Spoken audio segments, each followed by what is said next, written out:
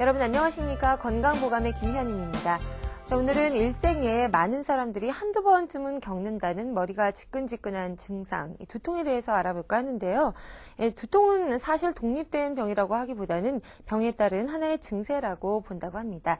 또한 환자에 따라서 표현하는 방법이 다르기 때문에 까다롭게 다뤄주기도 한다고 하는데요. 오늘은 두통에 대해서 자세한 이야기 나눠보겠습니다.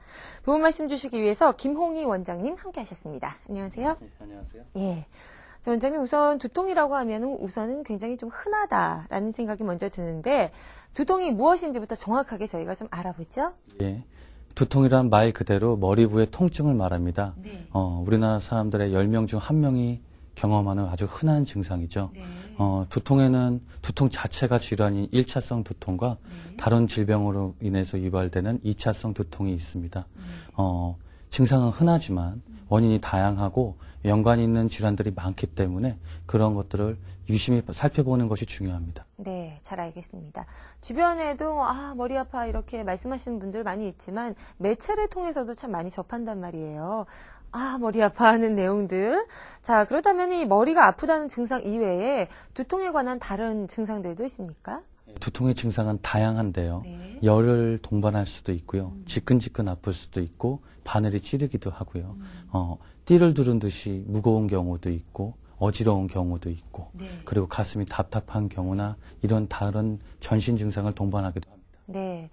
시청자 여러분들께서 원장님 설명을 들으면서 그래 맞아 끄덕끄덕 하시는 경우들이 많이 있을 것 같은데 저도 한두 가지 증상은 좀 경험해 봤던 내용이거든요. 증상이 다양한 만큼 두통의 종류도 여러 가지가 있을 것 같습니다. 살펴보죠. 우선 아까 말씀드린 두통 자체가 질환인 1차성 두통을 먼저 말씀드리겠습니다. 1차성 두통에는 흔히들 말씀하시는 편두통이 있습니다. 네. 머리 한쪽으로 오는 경우가 많고요. 박동성, 그러니까 심장 박동처럼 주기적으로 오는 경우들도 있고요. 네. 또 다른 두통에는 긴장성 두통이 있습니다. 긴장할 때마다 나타나는 예, 그렇죠. 스트레스가 많으신 분들한테 오는 두통입니다. 보통 수험생이나 직장인들한테 많이 있고요.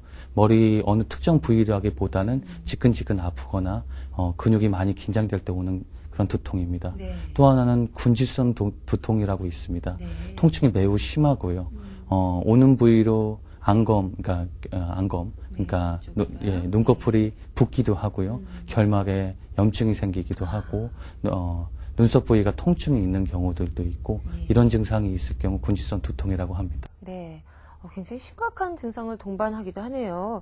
자, 그렇다면 1차성 두통을 유발하는 어떠한 특별한 원인도 있을 것 같습니다. 예. 편두통의 경우 스트레스가 가장 큰 원인 중에 하나고요. 그 외에도 자극성인 음식이나 냄새나 이런 것들, 기후의 변화, 아니면 임신이나 피임약 같은 호르몬에 의해서도 생기기도 하고요.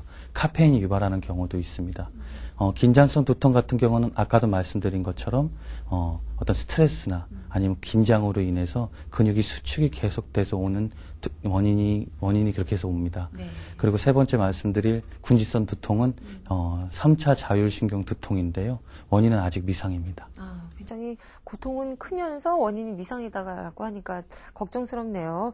자, 그렇다면 이번에는 2차성 두통에 대해서도 좀 자세하게 설명해 주시죠. 우선 2차성 두통은 다양한 질환이 있을 수 있는데요. 그중에서 우선 두 개 그러니까 뇌에 문제가 있을 경우 그쪽에 오는 이제 증상이 있을 경우는 검사가 필요합니다. 네. 예, 그런 증상들을 제가 이제 말씀을 드릴 건데요. 네.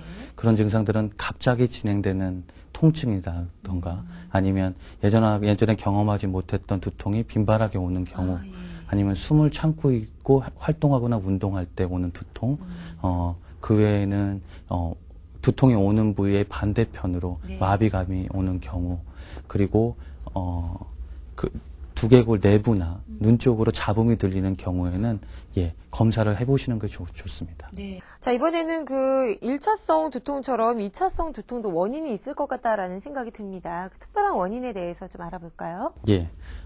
두통을 유발하는 질환들은 다양한데요. 네. 특히 축농증이나 비염같이 이비인후과 질환이나 녹내장이나 굴절장애 같은 안과 질환, 충치나 치주염 같은 치과 질환, 그리고 이제 근육, 어깨나 이런 쪽으로 유발이 될 수도 있고요. 또 뇌염이나 뇌수막염 같은 간염성 질환이나 외상에 의한 뇌출혈이나 이런 부분들에 대해 의해서도 유발이 되는 경우도 있습니다. 또한 이제 한냉이 너무 자극성이 강할 경우에도 그런 두통이 유발되기도 합니다. 네, 잘 알겠습니다. 두통하면 우선 주변에서도 가볍게 여기는 분들이 많기 때문에 약 하나를 먹고 자면 낫는다라는 생각들 많이들 하시는데 원인이나 증상이 참 다양하다라는 거 알게 됐습니다. 자, 보통 신경을 많이 썼을 때 어떠한 사람들이 머리가 좀 콕콕 쑤신다라는 표현들을 하거든요. 근데 오른쪽이 좀 아팠던 것 같다가 시간이 지나면 또 위치로 옮겨서 다시 또 콕콕콕콕 쑤시고 이런 경우에는 위치가 자주 변하기 때문에 편두통이라고 하기는 좀 어려울 것 같은데 어떤가요? 이렇게 증상만 딱 듣고 원인을 찾기라는 것은 쉽지는 않고요. 네. 그렇지만 우선 유추할 수 있는 것은 신경을 많이 쓰고 스트레스는 두통에 유발하기가 쉽습니다. 네, 네. 그리고 여기저기 옮기는 통증은 한의학적으로는 다문 두통으로 해서 네. 비기능이 약한 경우 오기가 쉽습니다. 잘 알겠습니다. 자, 굉장히 많은 분들이 궁금해하실 내용이에요, 원장님. 체했을 경우에 머리도 아픈 분들이 참 많아요. 그래서 두통약과 소화제 함께 먹는 경우가 있는데 이거 뭐 괜찮은 건가요? 예, 이제 우선 그 경우는 체증을 이해하셔야 됩니다. 네. 체한 경우는 누구나한테나 올 수 있죠. 그렇죠. 자극적인 음식을 먹거나 음식을 갑자기 많이 먹었거나 예. 그럴 경우 속이 더부룩하면서 목에 뭐가 걸린 듯한 느낌이 올 수도 있고 트림이 많이 생기고 설사나 복통이 생기기도 합니다. 네. 이런 경우 두통약을 드실 경우 위장장애가 생길 수도 있습니다. 네. 그러므로 체증을 감별하는 것이 중요합니다. 잘 알겠습니다. 위장에 문제가 있는 상태에서 두통약까지 먹게 되면은 또다시 자극이 올 수 있다라는 말씀이시죠? 자, 반드시 원장님 설명처럼 질환에 대한 구분이 있은 이후에 조치를 취해야겠습니다. 약에 대한 얘기가 나왔는데요. 우선 두통을 앓고 계시는 분들은 약을 좀 상습적으로 복용하시는 경우가 많은 것 같아요. 어떤가요, 원장님? 두통은 다양한 원인과 질병으로 인해서 유발될 수 있다고 제가 계속 말씀을 네. 드렸는데요. 두통약이 효과가 있는 경우는 편두통이나 아니면 긴장성 두통에 효과가 있다고 알려져 있습니다. 그 이외에는 어떤가요? 그 이외에는 아까 체증과 더불어 안 좋은 효과가 나올 수도 있기 때문에 유의하셔야 되고요. 특히 이제 두통약 성분을 보면 보통 소염 진통제나 네. 아니면 카페인이 함유가 되어 있는 경우가 있습니다. 이런 경우도 잘 분간하시고 본인한테 맞는 약을 선택하시는 게 중요합니다. 네. 무엇보다도 어떤 원인으로 인해서 두통이 유발됐는지 이것을 살피시는 것이 중요합니다. 네, 잘 알겠습니다. 자, 원장님 말씀 들으면서 다양한 두통의 원인과 증상에 대해서도 알아봤지만 가장 중요한 것이 무엇보다 예방이 아니겠습니까, 원장님? 좀 우리 생활 주변 속에서 두통을 예방해 볼 수 있는 방법을 배워볼게요. 소개해 주시죠. 가장 흔한 두통 중에 긴장성 두통이나 편두통 같은 경우도 네. 주기적으로 운동을 하고 충분한 수면과 휴식을 할 경우 많이 도움이 됩니다. 또한 두통을 유발할 수 있는 음식들이 있습니다. 네. 이것들을 피한다면 두통을 예방하는 좋은 방법이 될 건데요. 그런 음식들은 치즈나 적포도주나 양파나 청어나 바나나나 아니면 호두나 중국 음식이나 인스턴트 이런 것들이 두통을 유발하는 경우도 있습니다. 네. 또한 카페인에 의해서도 두통이 유발되는 경우도 있기 때문에 이런 음식들을 피하는 것도 아주 좋은 방법이라고 생각합니다. 네, 그렇군요. 제가 왜 가끔씩 머리가 아픈가 생각했더니 말씀하셨던 그 음식들을 너무 많이 섭취해서 그런 경우가 있었던 것 같네요. 자, 적당한 운동과 적당한 수면, 이것들이 두통 완화에 많이 도움이 된다는 걸 기억하셔야겠습니다. 또 그에 못지않게 적당한 음식 섭취도 두통 완화에 많이 도움이 되겠죠. 자, 지금부터는 여러분의 건강을 위한 생생한 음식 정보, 음식보감 함께 이어가시겠습니다.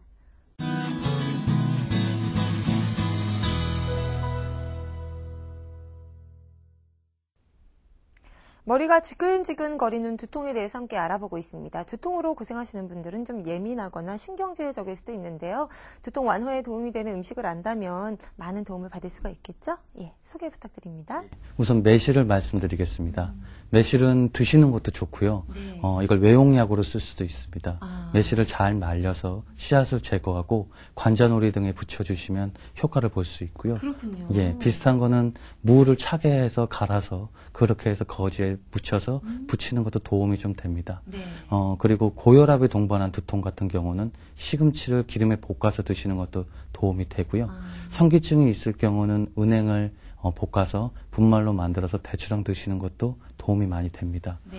또한 위장 기능이 좀 약한 경우는 생강을 차처럼 드시는 것도 도움이 많이 됩니다. 네, 잘 알겠습니다.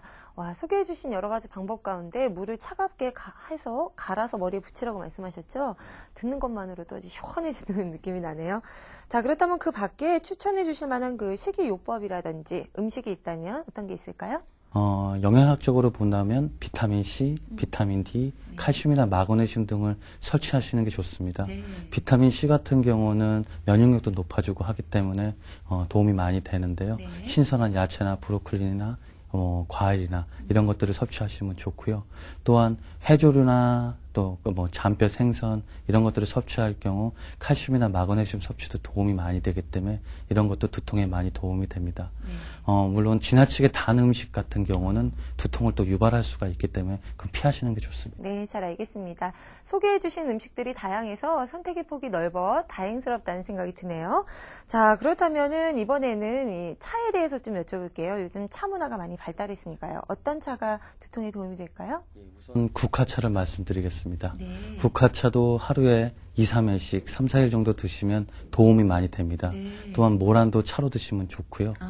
예, 그리고 당귀나 천마나 뽕나무 뿌리 같은 경우도 차와 같이 드시면 도움이 많이 됩니다. 그리고 감기가 있는 경우는 청국 같은 거를 같이 달여서 드시는 것도 도움이 많이 되십니다. 네, 잘 알겠습니다. 두통으로 자주 고생하고 계신 분이라면 소개해 주신 이 차의 목록을 잘 적어서 수시로 드시면 많이 도움을 얻을 수 있을 것 같습니다. 도움 말씀 감사합니다. 사람들이 가장 많이 앓고 있는 증상 두통, 보통 10명 중에 1명은 반복적인 두통으로 고통받고 있다고 합니다. 이 두통을 예방하기 위해서는요, 평소 마음가짐을 좀 편안하게 갖고 대범하게 대처하시는 것이 도움이 된다고 하네요. 자, 앞으로는 자신의 몸뿐만 아니라 자신의 마음의 소리에도 귀 기울여 보시는 건 어떨까요? 저희가 준비한 내용 여기까지입니다. 시청해주신 여러분